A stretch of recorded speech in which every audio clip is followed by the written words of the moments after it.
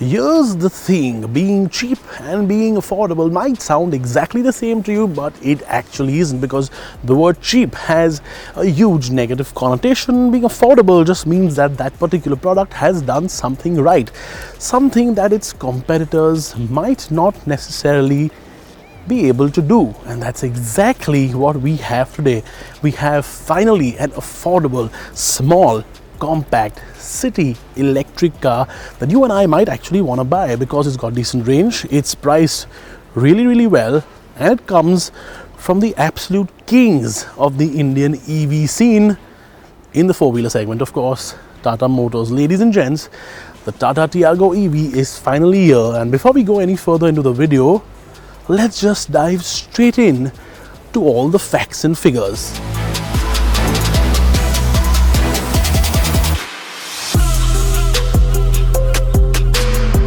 And there are a few to talk about, and by a few I mean quite a few.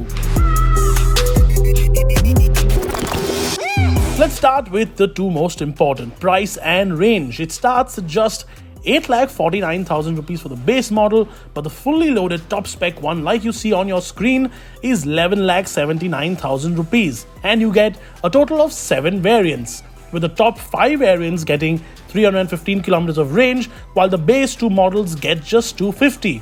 Of course, these are ARAI figures, so realistically, the higher spec one should give you, well, say about 200 or so kilometers. The low range models get 61 horsepower and 110 Newton meter motor, while the high range version gets 75 horsepower and 114 Newton meters of torque. So unlike other EVs recently that focus solely on performance, this doesn't. This wants to be genuinely a true-to-heart mobility tool. Okay, let me give you even more figures. Battery packs, 19.2 kilowatt-hour and 24 kilowatt-hour on the high-range one.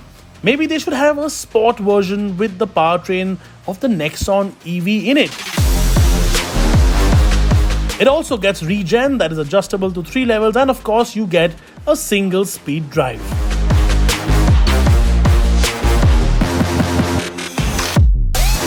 That is a lot of facts and figures, and those facts and figures are why you and I are probably going to actually want to buy one of these, because they just make a lot of sense. This is a very enticing car. There's one more fact, or rather figure, that I want to talk about. 4. That's how many times the Tata Tiago EV wants to tell all of us that it is an EV. You've got one EV badge on this fender. Then you've got the second EV badge right here on the grille. Then you've got a third one on the other side, on the other fender, because why not? Let's put one here as well. So number 3.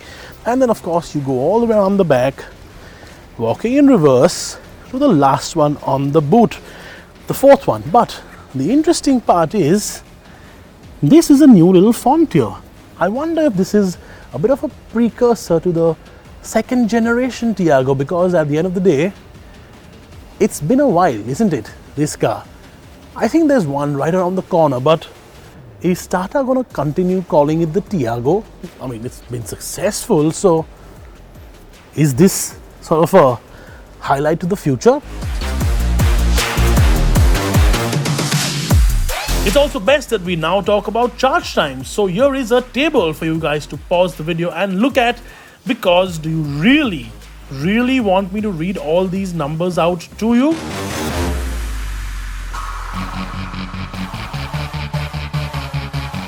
Okay, let me first and foremost apologize about how horrible the lighting here is. It's just something that we can't really control, considering that we are in an enclosed space. But let me go back to what I started this video with, cheap versus affordable. This car might be affordable, but look at the interiors. It definitely 100% does not feel cheap. Leatherette interiors, and nice leatherette interiors with this sort of perforated, very Tata Motors like motif in the sort of middle bits. And of course you've got connected car tech, something that hasn't been done in a car of this size. And overall, the Tiago's interiors have always been very subtle and very decent and very nice, and this sort of just makes it a little bit better with all the blue accent pieces all around. Overall, great place to be. You've got decent space in the back for a car of this size. Seats feel nice and comfortable, very supple, very high quality in general. You won't be disappointed when you actually go in and sit in this, because remember, this is of course the top of the line version, and that top of the line version isn't exactly what you'd call cheap, is it?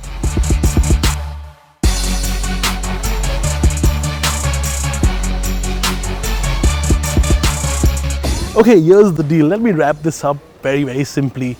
The Tiago is something that a lot of us love. I mean, people buy them by the boatloads, isn't it? It's still a hot selling car, even after so many years. So obviously Tata Motors has done something absolutely right. But the Achilles heel of the Tiago was always under the bonnet there. That internal combustion engine was, well, sort of mediocre at best. This electric powertrain sorts that out completely. Same with the Nexon, sorts that out as well. Now, the thing is, this car, the Tiago EV, is the final car in Tata's stage 1 of electrification. So cars that were made originally as internal combustion, but then eventually converted to EV to sort of suit the needs of the market. So you've got the Nexon EV, you've got the Tigor EV, and now this. This is the final one in that stage 1 list. Stage 2 though.